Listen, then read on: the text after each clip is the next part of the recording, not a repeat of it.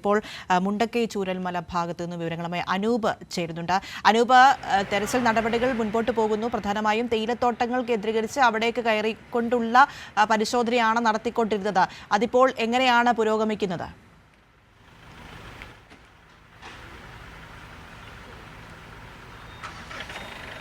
ഞാനിപ്പോൾ നിൽക്കുന്നത് ഈ ചൂരൽമല പുഴയുടെ മുണ്ടക്കൈക്കും ചൂരൽമലയ്ക്കും ഇടയിലുള്ള സ്ഥലത്താണ്. ഞാൻ നേരത്തെ നമ്മൾ കണ്ട ദൃശ്യങ്ങൾ ആ സ്ഥലത്ത് ആളുകൾ തെരച്ചിൽ നടത്തുന്നതാണ്. സന്നദ്ധ പ്രവർത്തകരാണ് ആ സ്ഥലത്ത് തെരച്ചിൽ നടത്തുന്നത്. അതിന് പ്രധാനപ്പെട്ട കാരണം ആ മേഖലകളിൽ ആളുകൾ കുടുങ്ങിക്കിടപ്പുണ്ടാകാം, അല്ലെങ്കിൽ മൃതശരീരഭാഗങ്ങൾ വന്ന് അടിഞ്ഞിട്ടുണ്ടാകാം എന്നൊരു നിഗമനത്തിൻ്റെ കൂടി അടിസ്ഥാനത്തിലാണ്. അതോടൊപ്പം തന്നെ ഈ നാമാവശേഷമായി കിടക്കുന്ന വീടുകൾക്കുള്ളിൽ വീണ്ടും തെരച്ചിൽ നടത്താനുള്ള ശ്രമം കൂടി ദൗത്യ സംഘത്തിന്റെ ഭാഗത്തുനിന്നുണ്ടാകുന്നത്. ആദ്യം പ്രാഥമികമായ ഒരു തെരച്ചിൽ നടത്തിയെങ്കിലും പിന്നീട് ഈ മണ്ണടിഞ്ഞ് കിടക്കുന്ന വീടിനുള്ളിൽ മണ്ണടിഞ്ഞ് കിടക്കുന്ന സ്ഥലങ്ങളിലുള്ള വീടുകൾ അതിൻ്റെ ഉള്ളിൽ ഭാഗങ്ങളിൽ കൂടുതൽ തെരച്ചിൽ നടത്തേണ്ടതുണ്ട്. ചെറിയ ഹിറ്റാച്ചി എല്ലാം ഉപയോഗിച്ച് ആ മേഖലകളിലെ മണ്ണ് മാറ്റി ആണ് വീടിനുള്ളിലേക്ക് പ്രവേശിക്കുന്നത്. വലിയ കോൺക്രീറ്റ് സ്ലാബുകളെല്ലാം ഇതിൻ്റെ മുകളിലേക്ക് വന്ന് പതിച്ചിട്ടുണ്ട്. അതിന് മുകളിലാണ് ഈ ഉരുൾപൊട്ടലിലെത്തിയ മണ്ണ് അടിഞ്ഞു കിടക്കുന്നത്. അപ്പോൾ ഈ മണ്ണ് മാറ്റിയുള്ള ഈ തെരച്ചിൽ പ്രവർത്തനങ്ങളാണ് പ്രധാനമായും നടത്തേണ്ടത് ഈ വീടുകളെ സംബന്ധിച്ചിടത്തോളം. അപ്പോൾ ഈ രണ്ടാം തവണയും ഒരു തവണ ആദ്യം ഒരു പ്രാഥമിക തെരച്ചിൽ നടത്തി പോയി കഴിഞ്ഞ പ്രദേശമാണ് ഇപ്പോൾ ഈ കാണുന്ന വീടുകളെല്ലാം.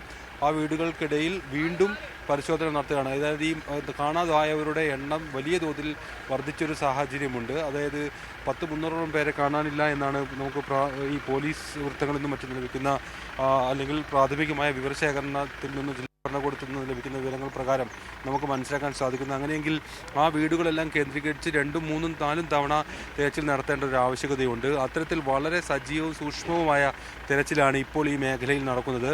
പ്രധാനമായും യന്ത്രഭാഗങ്ങൾ ഉപയോഗിച്ചുകൊണ്ട് മണ്ണ് നിരത്തി അല്ലെങ്കിൽ മണ്ണ് മാറ്റിപ്പോയ സ്ഥലങ്ങളിൽ ഉൾപ്പെടെ വീണ്ടും തെരച്ചിൽ രണ്ടാം ഘട്ടവും മൂന്നാം ഘട്ടവുമായുള്ള തെരച്ചിൽ വീണ്ടും നടത്തുകയാണ്. അതോടൊപ്പം ഈ ചാലിയാർ പുഴയുടെ കരകളിൽ ഉള്ള മേഖലകളിലെല്ലാം ആ രീതിയിൽ തെരച്ചിൽ നടത്തുന്നു. കൂടുതൽ യന്ത്രഭാഗങ്ങൾ, കൂടുതൽ യന്ത്ര സൗകര്യങ്ങൾ മുകൾ ഭാഗത്തേക്ക് എത്തിക്കാനുള്ള ശ്രമം നടക്കുന്നു. ആ വിധത്തിൽ ഒരു വ്യാപകമായ തെരച്ചിലാണ് ഏതായാലും 5-ാം ദിവസം കൂടുതൽ ഊർജിതപ്പെടുത്തി ഈ മേഖലയിൽ നടക്കുന്നത് എന്നാണ് നമുക്ക് പറയാൻ സാധിക്കുക. അതോടൊപ്പം കൂടുതൽ ആളുകളെയും ഇത്തരത്തിൽ തെരച്ചിൽ പ്രവർത്തനങ്ങൾക്ക് മുകളിലേക്ക് കയറ്റി വിടുന്നുണ്ട്. സൈന്യം ഉൾപ്പെടെ ഈ ബെയിലി പാലത്തിൽ നമുക്ക് കഴിഞ്ഞ ദിവസങ്ങളിൽ ബെയിലി പാലത്തിലെല്ലാം ഒരു നിയന്ത്രണം ഉണ്ടായിരുന്നെങ്കിൽ ഇന്ന് അത്തരത്തിൽ നിയന്ത്രണങ്ങൾ ലഘൂകരിച്ചിട്ടുണ്ട്. കൂടുതൽ പ്രവർത്തകരെ തെരച്ചിലിനും മറ്റും കൃത്യമായി രേഖപ്പെടുത്തി അവരുടെ വിവരങ്ങൾ ശേഖരിച്ച് കടത്തിവിടുന്നൊരു സാഹചര്യം ഇന്ന് നമുക്ക് ബെയിലി പാലത്തിൽ ഉൾപ്പെടെ കാണാം.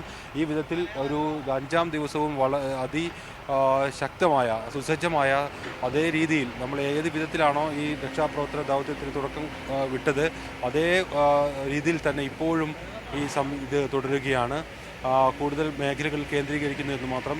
അതായത് ഒരു പരന്ന തെരച്ചിലല്ല, ചില മേഖലകൾ പ്രത്യേകമായി സ്പോട്ട് ചെയ്താണ് ഈ തെരച്ചിൽ ഇന്ന് നടക്കുന്നത്. അതിന് പ്രധാന കാരണം ഈ സ്ഥലങ്ങൾ തരംതിരിച്ചതാണ്. 6 സെക്ടറുകളായി തരംതിരിക്കുക മാത്രമല്ല മൈക്രോ സെക്ടറുകളാക്കി കൂടി ഈ തെരച്ചിൽ പ്രവർത്തനങ്ങളെ അല്ലെങ്കിൽ ആ മേഖലകളെ തിരിച്ചിട്ടുണ്ട്. അതായത് ഈ മൈക്രോ സെക്ടർ എന്ന് പറയുന്നത് കൂടുതൽ സാധ്യതയുള്ള മേഖലകൾ, പ്രത്യേകിച്ച് വെള്ളരിമല വില്ലേജ് സമയത്തെല്ലാം 55-56 മൃതദേഹങ്ങൾ ലഭിച്ചിരുന്നു. അവിടങ്ങളിൽ നിന്ന് കഴിഞ്ഞ ദിവസവും മൃതദേഹങ്ങൾ ലഭിച്ചു. അവിടെ വീണ്ടും ഇത്തരത്തിൽ മൃതദേഹം ഉണ്ടാകാം എന്ന ഒരു നിഗമനത്തിൻ്റെ അടിസ്ഥാനത്തിൽ അത്തരം സൂക്ഷ്മമായി പരിശോധിക്കുന്നതിൻ്റെ അടിസ്ഥാനത്തിലാണ് ഇത്തരത്തിൽ മൈക്രോ സെക്ടറുകൾ രൂപീകരിച്ചിരിക്കുന്നത്. അവിടങ്ങളിലാണ് ഇത്തരത്തിൽ പരിശോധന ഇന്ന് കൂടുതൽ കേന്ദ്രീകരിച്ച് നടക്കുക. അതിന് കൂടുതൽ ആളുകളുടെ ആവശ്യമുണ്ട്. യന്ത്രസാമഗ്രികൾ ഉപയോഗിച്ചുകൊണ്ട് മാത്രമല്ല മനുഷ്യസാധ്യമായ തരത്തിൽ കൂടി അതായത് യന്ത്രസഹായങ്ങളില്ലാതെ തന്നെ നടത്താവുന്ന തെരച്ചിൽ നടത്തേണ്ട മേഖലകളുണ്ട്. അവിടേക്ക് കൂടുതൽ സന്നദ്ധ പ്രവർത്തകരെ അല്ലെങ്കിൽ രക്ഷാപ്രവർത്തകരെ എത്തിക്കേണ്ടതുണ്ട്. അതാണ് ഏതായാലും ഇന്ന് പ്രധാനമായും നടക്കുന്ന പ്രവർത്തനങ്ങളുടെ ഒരു സവിശേഷത. കൂടുതൽ മേഖലകൾ കേന്ദ്രീകരിക്കുന്നു. ചാലിയാറിന് കൂടുതൽ മേഖലകൾ കേന്ദ്രീകരിക്കുന്നു.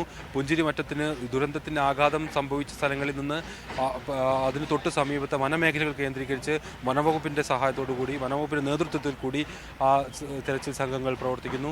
പുഴയുടെ കരകളിൽ, തേയിലക്കാടുകളിൽ, തേയിലത്തോട്ടങ്ങളിൽ രൂപപ്പെട്ട തുരുത്തുകളിൽ ഉൾപ്പെടെ തെരച്ചിൽ അത്തരത്തിൽ വ്യാപകവും വിശാലവുമായ വിപുലവുമായ ഒരു തെരച്ചിലാണ് 5-ാം ദിവസം ചൂരൽമലയിലും മേപ്പാടി മുണ്ടക്കയിലും എല്ലാം നടക്കുന്നത്. അല്പസമയത്തിനകം കൂടുതൽ സേനാ വിഭാഗങ്ങൾ കൂടുതൽ മേഖലകളിലേക്ക് എത്തിച്ചേരും.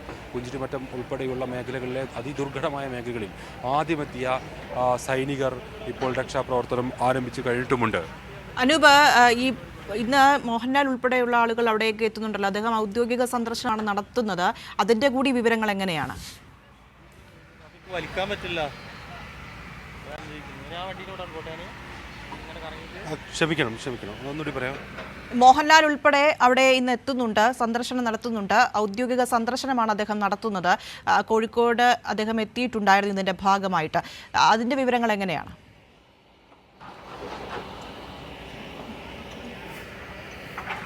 മോഹൻലാൽ അല്പസമയത്തിനകം ഇവിടേക്ക് എത്തും എന്നാണ് നമുക്ക് ലഭിക്കുന്ന വിവരം. അദ്ദേഹം ബെയിലി പാലത്തിൻ്റെ നിർമ്മാണത്തിൽ പങ്കാളികളായിട്ടുള്ള ഉന്നത സൈനികരെയും അതോടൊപ്പം ഉന്നത ഉദ്യോഗസ്ഥരെയും സന്ദർശിക്കും. ഒരു ഔദ്യോഗിക സന്ദർശനം എന്ന നിലയിലാണ് അത് സജ്ജീകരിച്ചിരിക്കുന്നത് എന്നാണ് നമുക്ക് മനസ്സിലാക്കാൻ സാധിക്കുന്നത്. അതോടൊപ്പം ദുരന്തബാധിത മേഖലകൾ കൂടി അദ്ദേഹം സന്ദർശിക്കും. ഒരുപക്ഷെ മേലെ മുണ്ടക്കയിലെ പ്രധാന ദുരന്ത ആഘാതം നേരിട്ട സ്ഥലങ്ങളിലേക്ക് അദ്ദേഹം എത്തുമെന്നാണ് അല്പസമയം മുമ്പ് ഒരു സൈനിക ഉദ്യോഗസ്ഥൻ നമ്മോട് പറഞ്ഞത്. അങ്ങനെയെങ്കിൽ ഇവിടെ നിന്ന് കിലോമീറ്ററുകൾ മുകൾ ഭാഗത്തേക്ക് അദ്ദേഹം എത്തുമായിരിക്കും. അതോടൊപ്പം തന്നെ ഇവിടെ പ്രവർത്തിക്കുന്ന സൈനിക ക്യാമ്പുകളും ദുരിതാശ്വാസ ക്യാമ്പുകളും ഒരുപക്ഷെ മോഹൻലാൽ സന്ദർശിക്കും. കോട്ടനാട് സ്കൂളിൽ പ്രവർത്തിക്കുന്ന UP സ്കൂളിൽ പ്രവർത്തിക്കുന്ന ദുരിതാശ്വാസ ക്യാമ്പിലേക്ക് അദ്ദേഹം എത്തും എന്നൊരു സൂചനയുണ്ട്. ഏതായാലും 12 മണിയോടുകൂടി മോഹൻലാൽ ബെയിലി പാലത്തിന് അരികിലേക്ക് എത്തുകയും സൈനികരെ കാണുകയും ചെയ്യുമെന്നാണ് നമ്മെ അറിയിച്ചിരിക്കുന്നത്. എന്തായാലും തെരച്ചിൽ നടപടികൾ ഊർജിതമായി മുൻപോട്ട് പോകുന്നു. മുണ്ടക്കൈ ചൂരൽമല ഭാഗത്ത് തെരച്ചിൽ നടത്തുന്നതിൻ്റെ വിവരങ്ങളാണ് അനൂപ് നൽകിക്കൊണ്ടിരിക്കുന്നത്. പ്രധാനമായും തേയിലത്തോട്ടങ്ങൾ അവിടേക്ക് പ്രവേശിച്ച് അവിടെ ഉണ്ടായിരിക്കുന്ന ചെറിയ തുരുത്തുകളുണ്ട്, അവിടെയൊക്കെയും ഈ പരിശോധന നടത്തിക്കൊണ്ടിരിക്കുകയാണ്. അതിനൊപ്പം തന്നെ മറ്റു ഭാഗങ്ങളിലൊക്കെയും 6 മേഖലകളായി തിരിച്ചിരിക്കുന്നു, അവിടെയൊക്കെയും പരിശോധന നടത്തുന്നു. വളരെ സൂക്ഷ്മമായി തന്നെ കാര്യങ്ങൾ മുൻപോട്ട് പോകുന്നു.